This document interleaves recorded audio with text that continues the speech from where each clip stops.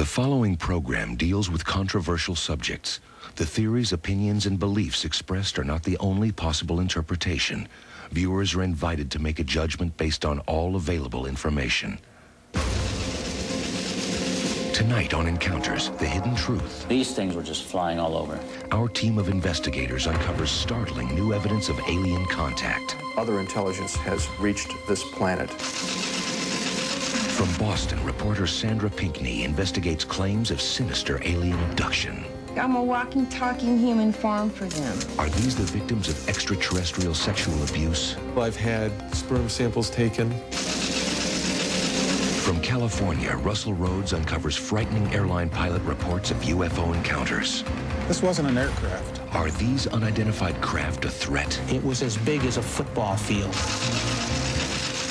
And from Germany, Natalie Brunt hunts for the truth behind these mysterious metallic discs discovered at this German crop circle. Are these strange plates proof of alien contact? This is a message. This is indeed a message by a non-human intelligence.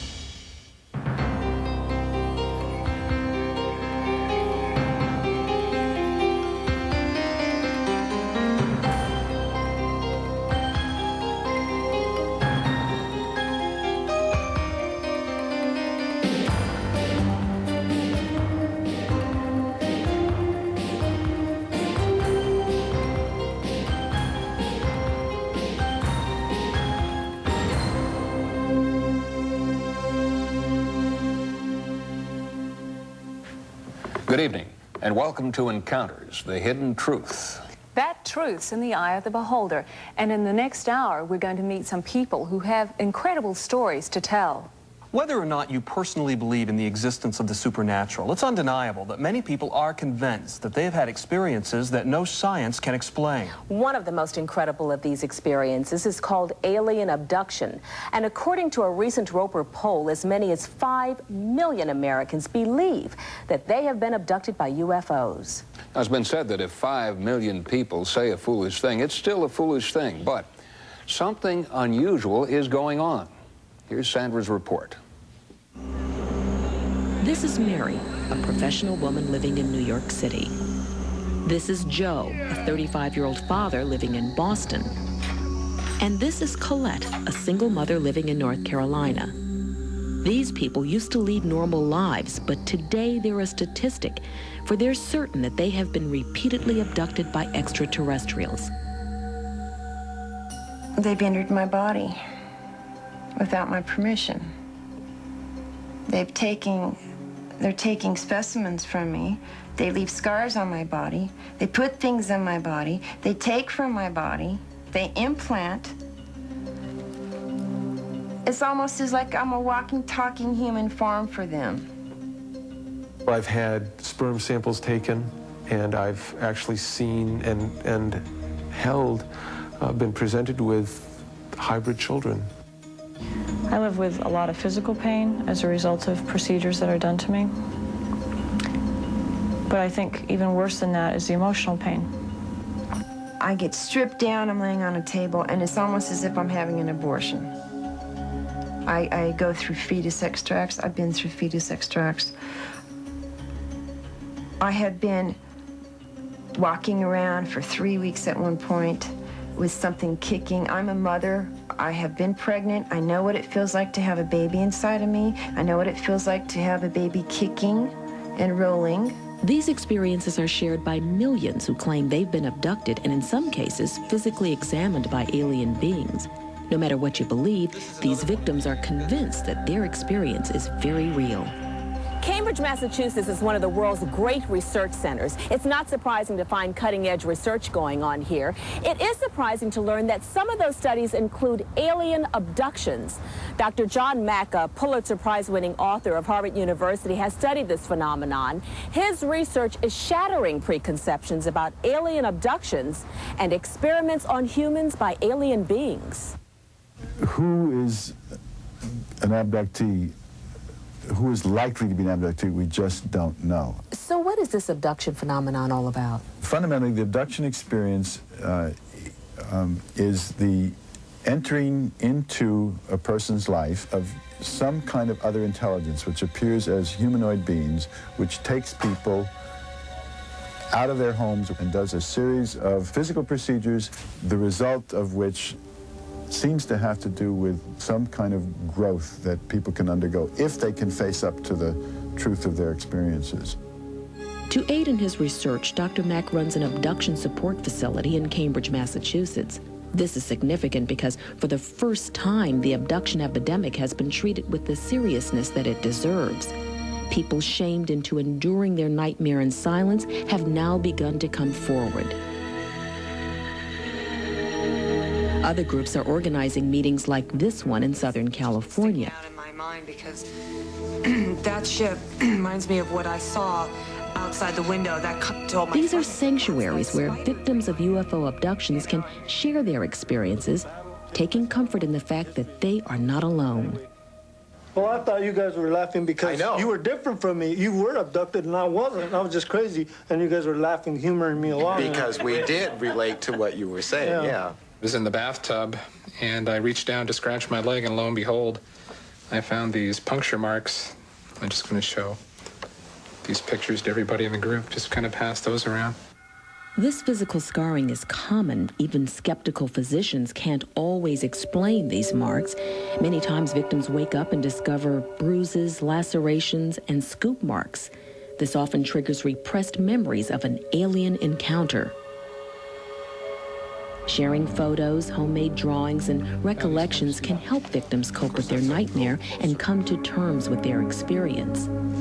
As I recall, A key tool used to release these suppressed UFO memories is hypnosis. Yvonne Smith has performed hypnotic regressions on hundreds of abductees. When I go through the process with them of hypnotic regression, I take them back to that particular time and place where this first occurred. And sometimes we don't get anything, and sometimes we get a whole lot of information. It's very, very difficult. You have to be very careful not to lead your subject into an abduction experience. So you have to pose the questions very carefully. John believes he was abducted by aliens. Recently, he allowed our cameras to record his hypnotic regression. He consented, knowing that reliving the experience could be painful. Makes you feel so helpless. Hypnotic trance enables John to travel back to the night of his abduction. Yeah, I hope we're finished with.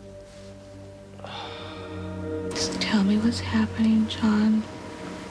Try not to hold anything back. No, I'm just lying there trying to recover from this.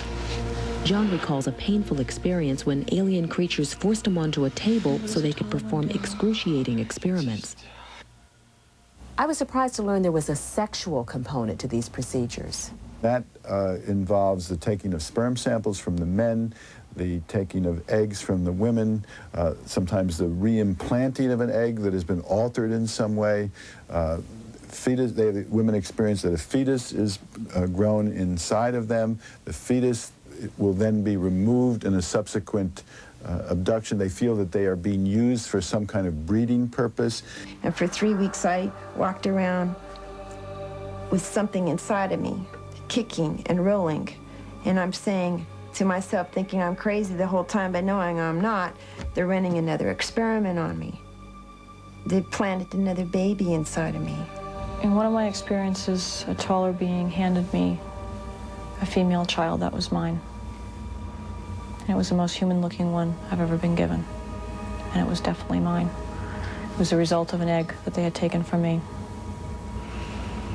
And there was an unbelievable bond to that child, particularly because it was more human-looking than the other ones that I had been handed before. All I did was hold the child. That's all I did. And cried, because I knew it was going to be taken away.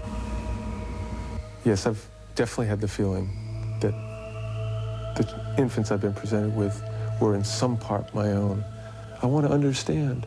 I want to be able to hold these infants. I want to be able to know these. Who are these people? I want to know. I don't know all the answers to why this is happening, why they're producing these children, why they're taking them away. And it's that uncertainty and not knowing what's going to happen. But there's a piece of me out there, there's a piece of me my soul out there somewhere that I don't know what's happening with it. And that's hard.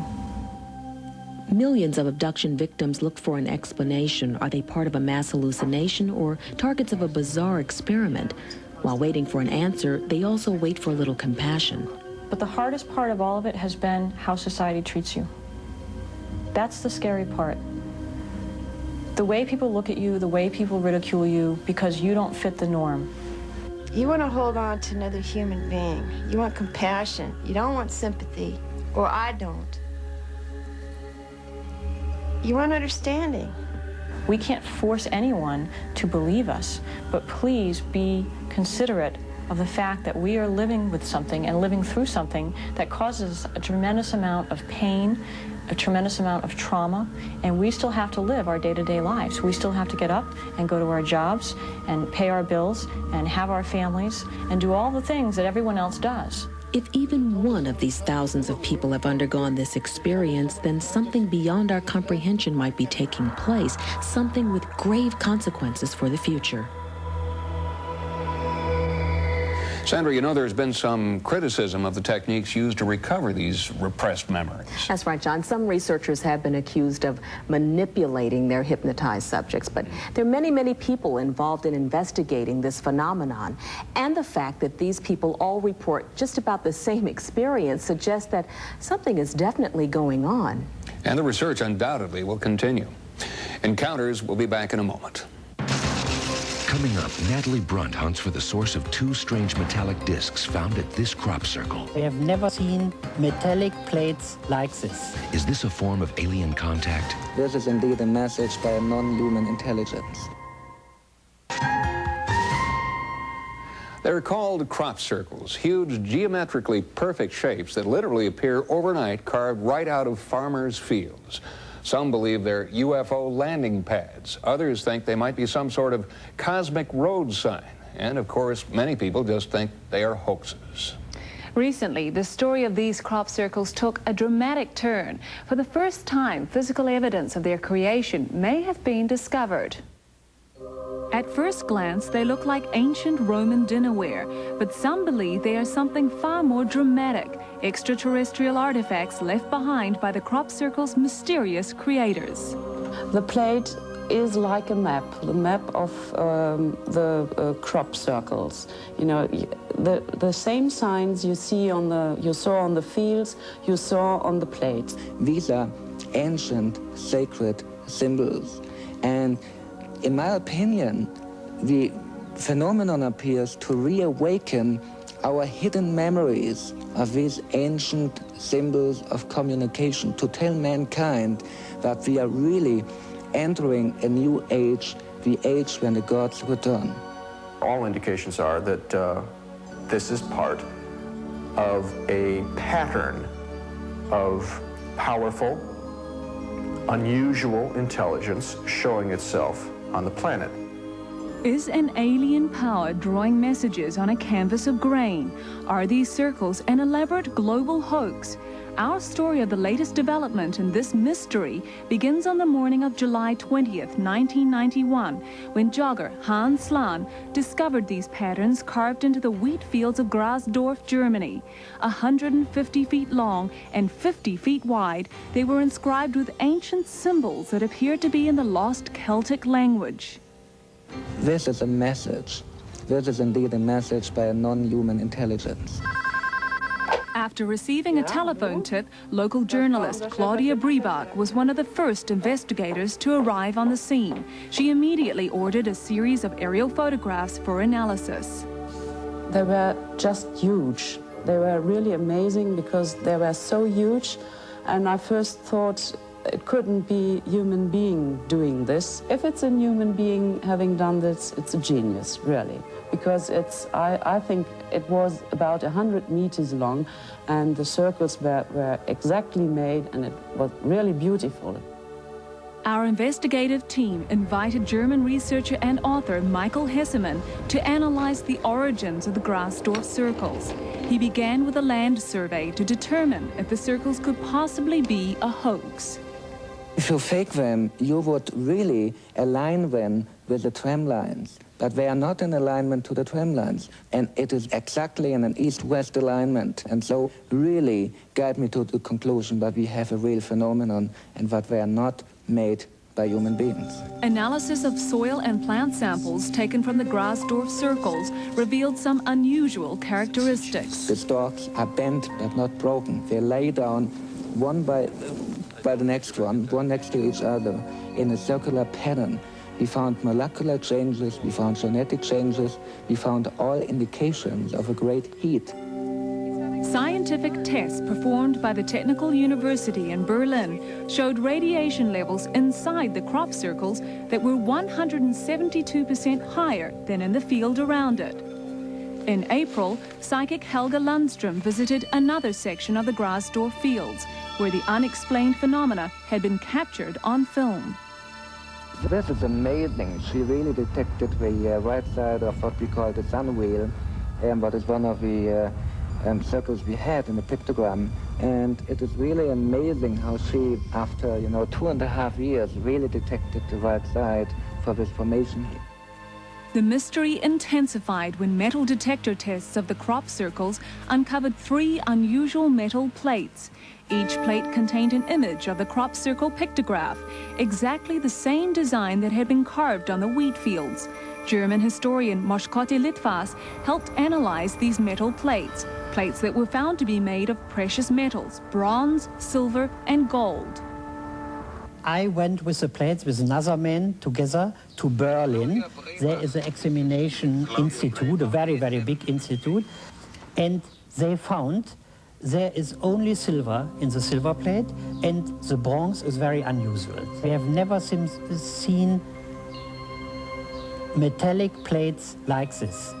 If you look on this picture, you see there are a lot of circles, but there are only 3 circles surrounded by half circles, and that are the places they found the 3 plates. In all the other circles, they found nothing. How could such elaborate designs appear overnight in the darkness? Why did these huge symbols mirror the images of the metal plates? These are only 2 of the many questions that surround these mysterious circles. We may not have an explanation for the Grasdorf circles, but there is evidence that many other crop circles have been man-made. When we come back, we'll take a close look at a crop circle with a very down-to-earth explanation. When we return, the crop circle mystery continues. This is an authentic thing that cannot be duplicated. In a crop circle formation, the electrical conductivity is entirely different. We've got some kind of real phenomenon on our hands. Well, many people believe that crop circles have an extraterrestrial source. Even true believers can't seem to agree on their purpose. Some say they're UFO landing sites, others some sort of intergalactic art gallery. But to non-believers, there's one word that best describes these circles: hoax. But recently, in a Maryland field, I learned that hoaxing one of these circles isn't as easy as it looks. In order to find out how a hoax might be executed, we met with sociologist Jim Schnabel. He told us that it was possible to fool some of the people all of the time. The first formation I made, a friend of mine and I went in, and we had had a few beers, but we were still a bit frightened about being caught. Eventually we got used to it, though, and we made the thing. And within a few days, word got around that this thing had been made, and people started talking about it, and some people said it was a hoax and it was a mess, and other people thought it was genuine. And we started learning from our mistakes, and pretty soon people were crowing over the formations we were making. I think there's a possibility that some simple formations around the world are real. I just think that it's a very rare phenomenon, and it's, in any given formation, it's more likely that it was man-made, unless you have some extraordinary evidence which shows that it was made by something else. But with hundreds of crop circles appearing around the globe every year, compelling evidence suggests that all these circles could not be man-made. Researcher and author Steve Canada has been analyzing the phenomenon for more than 20 years. The way we can tell that this is a genuine crop circle phenomenon is to look at the properties and verify that the stalks of the plants have been bent at a swollen node, and they continue to grow horizontally. The genuine formations have a smooth swirling to them, that is, one direction on top and underneath the opposite. And the other feature that's been found is a weaving kind of effect of the stalks. Strangely, in every single square foot of this 1993 circle, one wheat stalk was left standing, while the rest of the wheat was smashed flat. The question would be, how in the world would anyone do that? This is an authentic thing that cannot be duplicated. The British Army's tried. The British Army's been very serious about this. They have tried to reproduce what they have found, and they haven't been able to do it. Laboratory tests done on the crop circle stalks and seeds reveal mysterious cellular alterations within the grain. University of Michigan professor and biophysicist Dr. W.C. Levengood analyzed these plants and drew some interesting conclusions. What I find is that in a crop circle formation, the electrical conductivity is entirely different than it is in a control sample or a hoaxed one or a man-made one. These intercellular changes that I'm talking about would be absolutely, there's no way I know of any technology that could go out in the field and replicate this over a circle that's 80 to 100 feet in diameter. Excited by these new findings, astrophysicist John Burke did a series of electrostatic readings on fresh crop circles. We did experiments last year which showed that at least some of these electrical changes cannot be produced by people knocking crop down. So regardless of what percentage of these things may be produced by people, there's quite a few of them out there that aren't. And so very definitely we've got some kind of real phenomenon on our hands, yes. If these elaborate designs are not created by a man-made technology, then who or what is responsible? The answer to that question continues to elude investigators. Natalie, when you were examining these circles, what conclusions did you come to? Well, John, with enough manpower and enough time, you can make a crop circle.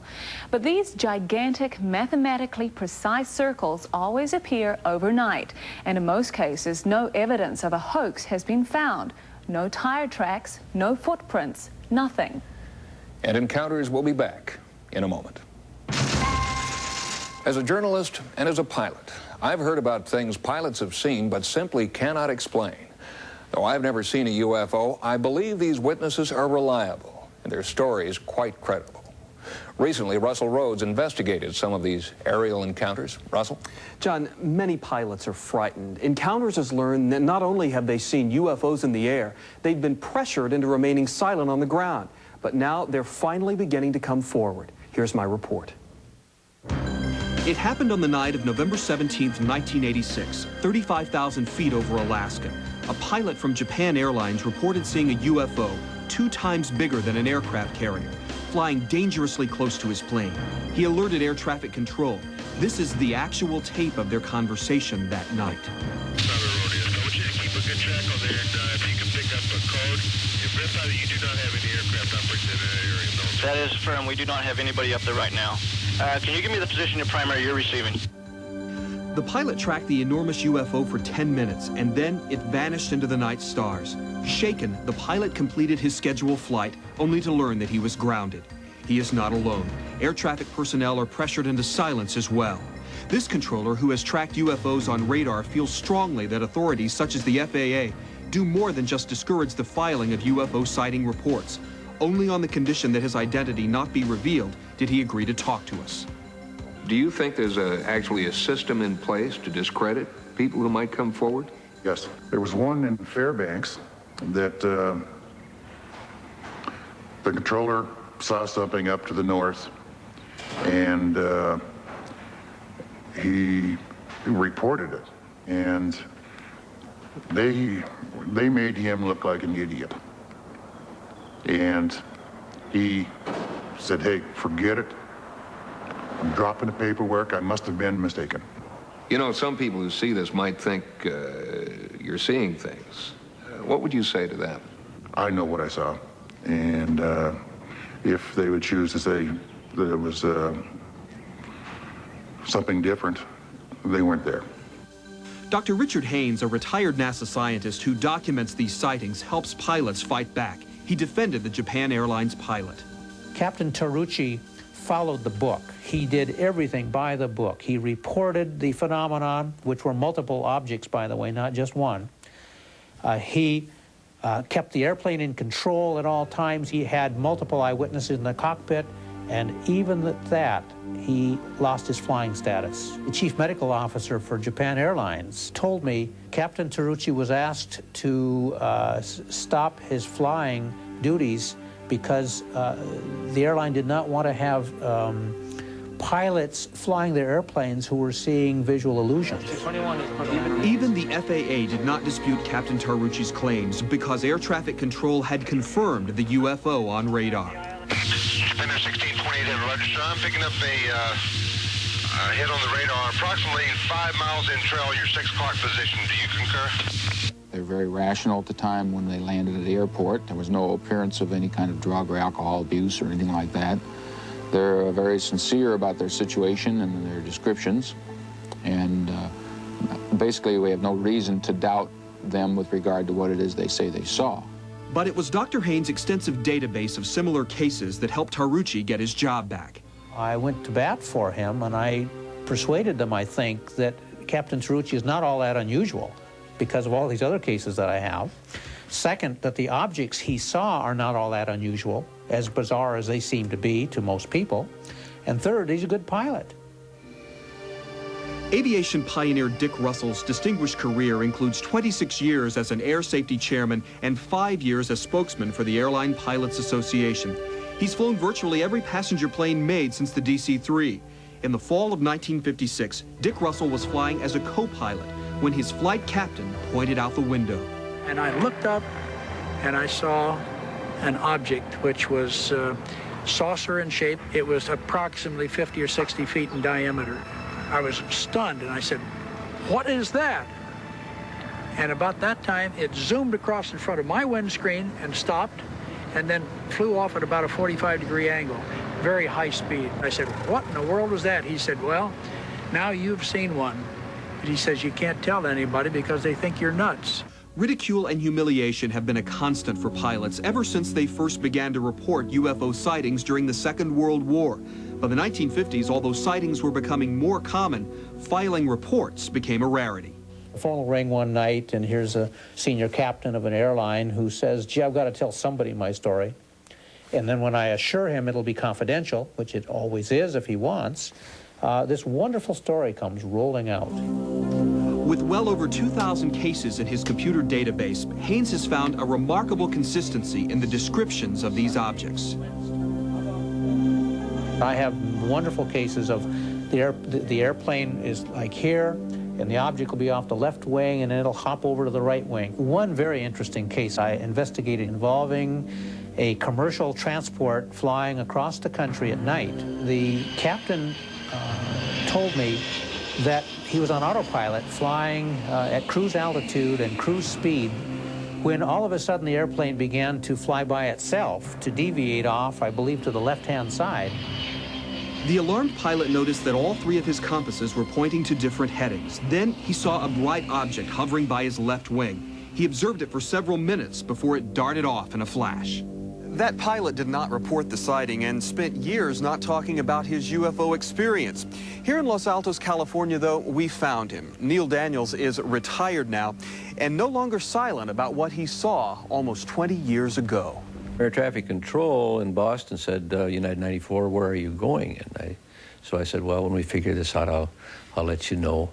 Whatever it was, it did cause a disruption in the magnetic field around the aircraft to the point where it did pull the aircraft off course. The airplane is the focus of attention of the phenomenon for some strange reason, not the other way around. Later on, I mentioned it to my boss, and he gave me a ration about, well, bad things happen to people that have sightings like that. Neil Daniels wasn't sure what his boss meant by bad things, but bad things do sometimes happen to those who file UFO sighting reports. Pilots know now that you can make reports all day long and nothing will be done about it, nothing will be investigated. They'll take your report and they lose it immediately. Military pilots have made reports many times. They've chased them. They have been sent out to chase it, to find out what they are. They come back with reports, and it's as far as it ever goes. In the early 1950s, Art Schaff was flying 7 passengers, including 2 officers, from Eglin Air Force Base in Florida to Louisville, Kentucky, when he had a spectacular sighting. The next day, Schaff was thoroughly debriefed. There was a full colonel who was chief of intelligence, and he's the one that called me in. I found out later that everybody was called in that was on that flight, and everybody apparently saw the same thing. Back in those days, when more than one person had a sighting like this, they used mass hallucination as a possible answer to the whole thing. Schaff had been the first to notice the strange orange light hovering alongside the plane. He quickly pointed it out to his co-pilot. Out of nowhere, it's alongside of us. These 3 huge glowing balls in a triangle. And it stayed right with us as we pressed on. And the colonel said, "Art, turn into it." And I said, "Forget it." And he kept it up. So I very gingerly dropped my left wing into this, whatever it was, and it just took off like a streak. Dr. Haynes showed us case after case of other pilot sightings, all with minute detail about the encounters. Of course, many pilots don't believe in UFOs, but Dr. Haynes will often persuade them to carry his sighting forms along with them. And that will sometimes lead to a late-night phone call from an excited new believer. And he says, "Dr. Haynes, you're never going to believe what just happened to me over Lake Michigan." And I said, "Phil, what do you think you saw?" He said, "There's no doubt in my mind that's a vehicle from outer space. Nothing could do what it did. It was as big as a football field," he said.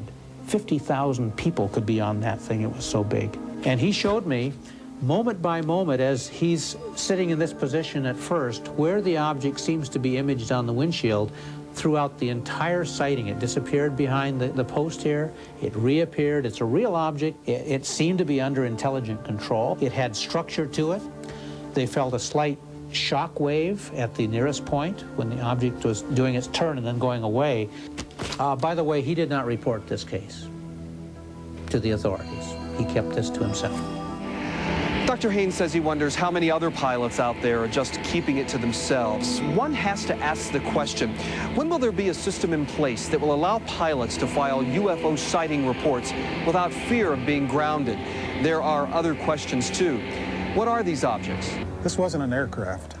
You know, I've been around too many of them. Optical illusion, 7 people saw it. You place your trust and your life in the hands of a pilot every time you climb on an airplane. But there have been too many sightings by people that, well, have some credibility to put it off forever. Can you honestly believe that this vast space that we have out here, with as many heavenly bodies that are up there, that we're the only people? Doesn't seem possible to me. It seems clear that pilots have been coerced into remaining silent about potential hazards they have encountered while flying.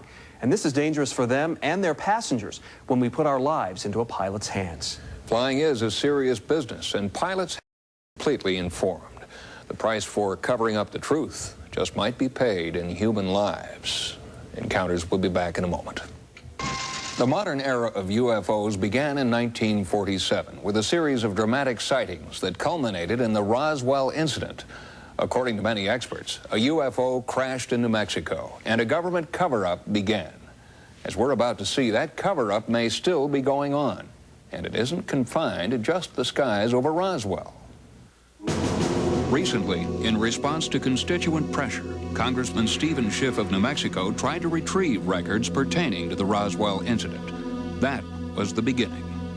I thought this would be a very routine matter, that I would request from the Defense Department their records.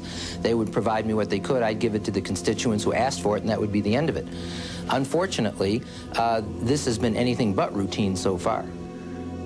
Physicist and noted UFO researcher Stanton Friedman has been following the Schiff investigation since its onset. He wrote a detailed request, 3 pages long, to the Secretary of Defense, Les Aspin, last year, asking for a full report and briefing on the Roswell story, because many of his constituents claimed that it was being covered up. Instead of getting a response that he expected, he suddenly hears from an Air Force colonel in the Pentagon saying, oh, the Roswell, all that UFO stuff is over at the National Archives. The National Archives says we don't have anything. I couldn't begin to tell you why the Department of Defense has acted in this fashion. This is the first time that I can remember one agency simply referring me to another agency and washing their hands of the matter. And then in this particular case, the second agency, the National Archives, says they don't have anything. So this is beginning to look like a runaround. Michael Lindemann, founder of the 2020 Group think tank, believes he knows why the government is refusing to release its documents. There is very strong evidence, not only that other intelligence has reached this planet in numbers and diversity, but very strong evidence that our government, some people in government, know this and have treated it as a major secret. They did that for reasons which, I'll grant them, were probably good reasons. Today, they're stuck. They felt it was important to lie about it, and they've been lying for 50 years. And if a congressman is unable to uncover the truth, what chance does the ordinary public have? But since 1947, things have changed. Eyewitnesses own video cameras. Phone calls to emergency hotlines are recorded. And with persistence, we can gain access to extraordinary tapes like these. 911. We were just wondering, have you heard anything about these lights that are flickering up here in what is it, the east-southeast area? It looks like a string of Christmas lights that's way up in the sky. You are hearing the actual calls placed to a Western Michigan 911 line on March 8, 1994, following a number of UFO sightings. Police initially dismissed these sightings as an airplane, but local reporter Michael Walsh felt there was something more going on.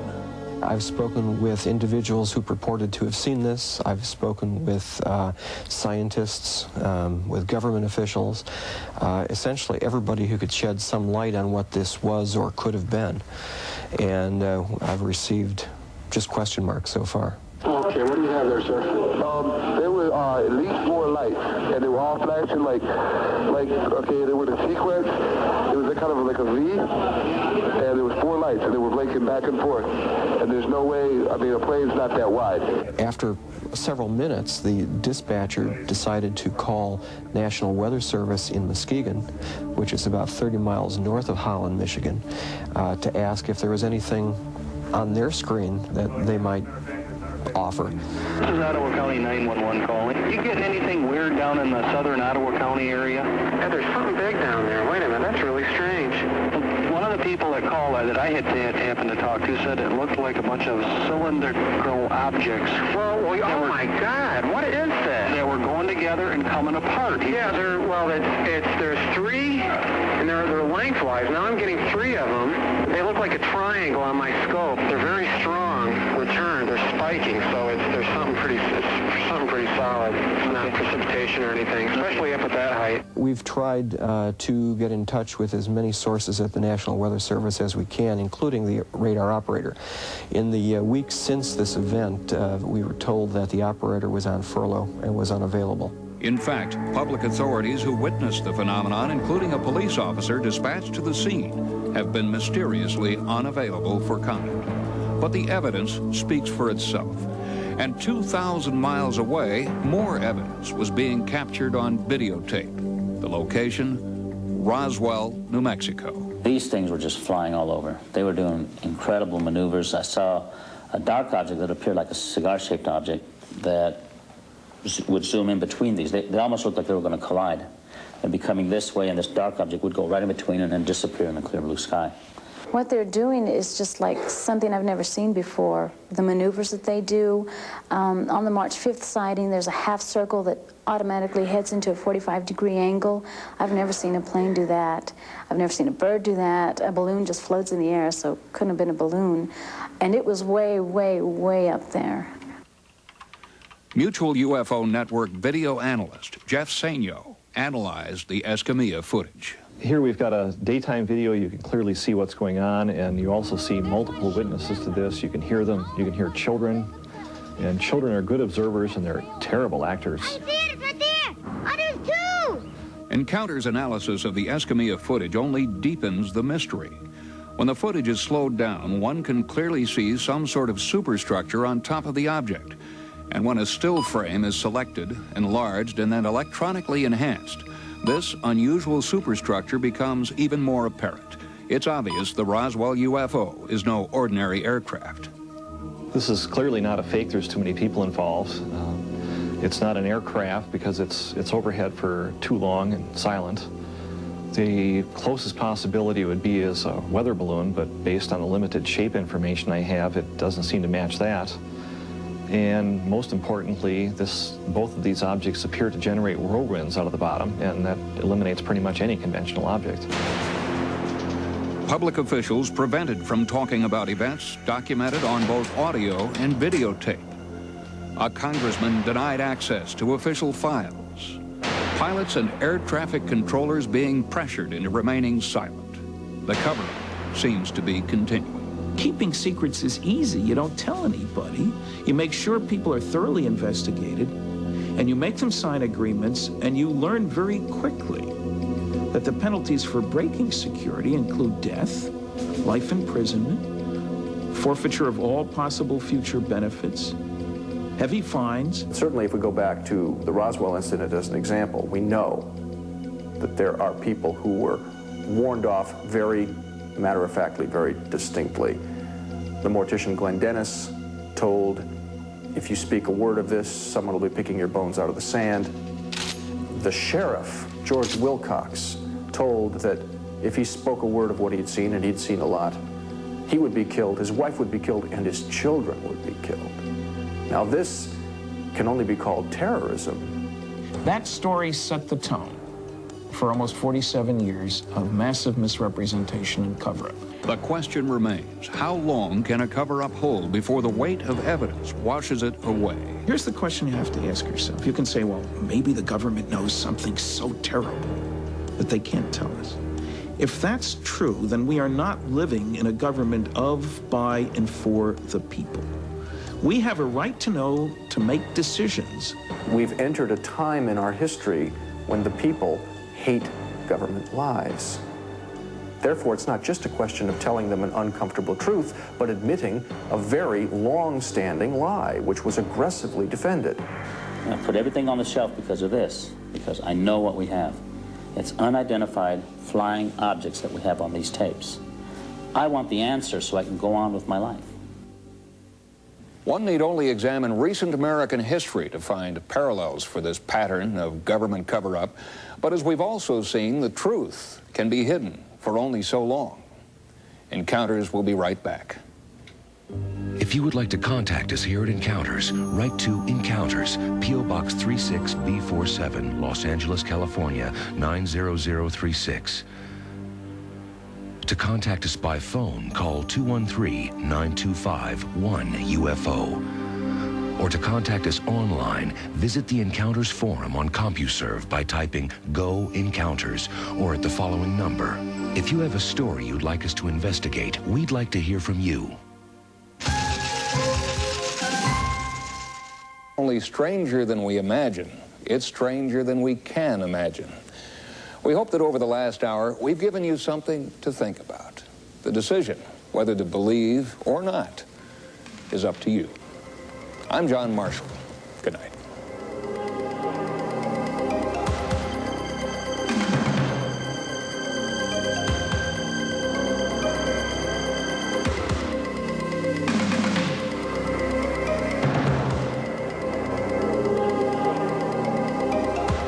Hi, I'm Kylie Travis. In just 5 days, I'll be starring in the premiere of the hottest new series of the summer, Models Inc., this Wednesday on Fox. Now, stay tuned for the show TV Guide just named one of the best new series of the year, The X-Files, next.